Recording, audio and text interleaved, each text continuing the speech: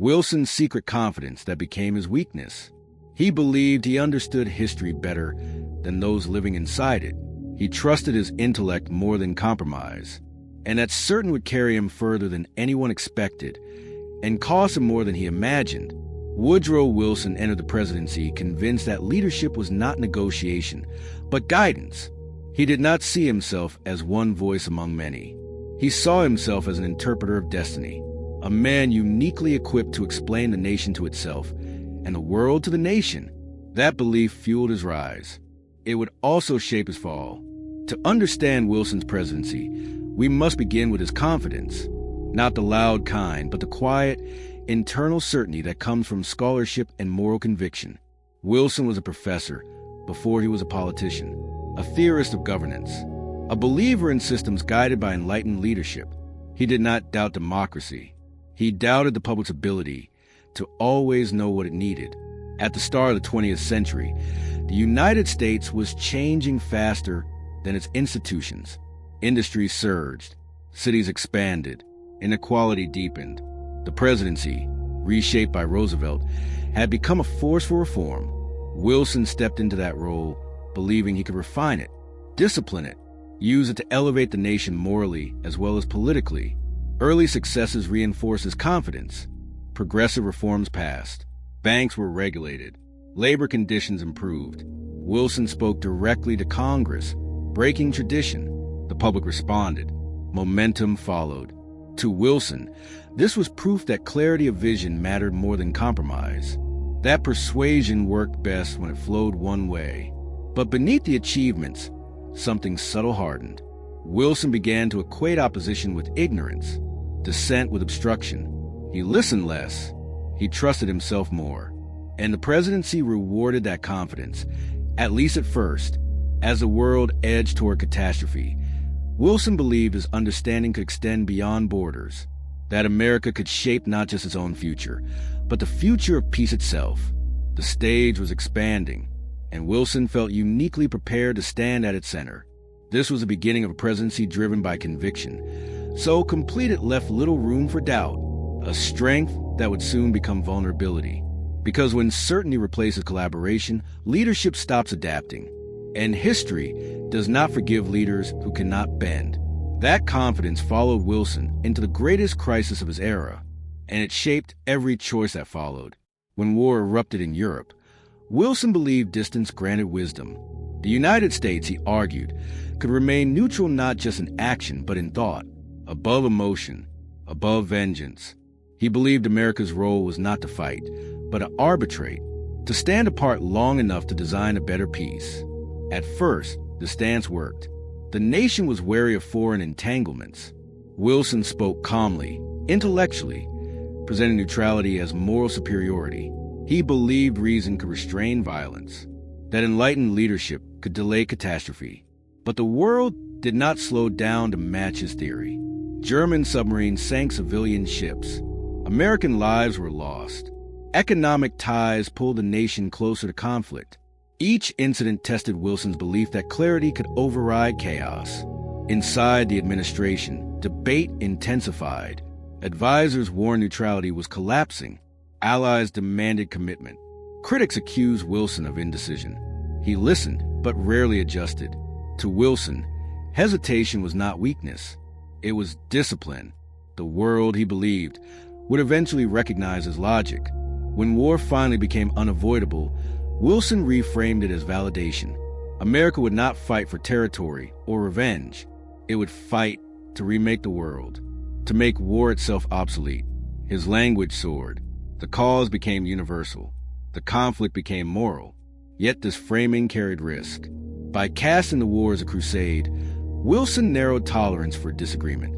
Opposition became disloyalty. Debate became obstruction. The same confidence that unified the nation also hardened it. Domestically, Wilson supported measures that silenced dissent. Speech was restricted. Critics were prosecuted. Unity was enforced rather than earned. Wilson believed emergency required discipline. He trusted his judgment over pluralism. Abroad, his vision expanded further. He outlined principles for a new world order: self-determination, collective security, permanent peace. The ideas were sweeping, the ambition unprecedented, and Wilson believed no one understood them better than he did. This was the early conflict of his presidency's second act, not between nations, but between vision and reality, between moral certainty and human complexity. The war would end, but the struggle over who would shape the peace was only beginning. The conflict reached its peak when victory gave way to negotiation, and Wilson believed certainty would be enough. As the war ended, Europe lay shattered. Empires collapsed. Borders dissolved. Grief and resentment filled the vacuum. This was the moment Wilson had prepared for, the moment his ideas would shape reality. He arrived believing moral clarity could overpower revenge. At the peace conference, Wilson dominated the stage. He spoke of principles while others spoke of punishment. He offered vision while allies demanded security. To Wilson, compromise threatened the purity of peace. He believed dilution would doom the future, so he held firm. But diplomacy is not a lecture hall. Allies grew impatient. They negotiated around him. They extracted concessions quietly. Wilson noticed, but pressed forward anyway. He trusted the force of his intellect more than coalition building. Isolation followed. At home, opposition hardened. Senators demanded involvement. They questioned surrendering authority to international bodies. Wilson dismissed them. He believed the public would follow if properly instructed. That explanation could substitute for collaboration. Then his health failed. A stroke struck him suddenly, violently. His body weakened. His stamina collapsed. But his certainty remained. From his sickbed, Wilson continued to direct policy, refusing to share power. Advisors filtered information. Debate vanished. The presidency narrowed to a single will trapped in a failing body. This was the emotional zenith of Wilson's story. A man convinced of his vision, unable to adapt, physically and politically isolated. The treaty he championed faced rejection. The league he designed stood without his nation. The conflict was no longer external. It was internal, between endurance and inflexibility, between conviction and humility. Wilson had reached the limits of certainty, and history was no longer waiting. The end came not with defeat, but with refusal. The treaty failed.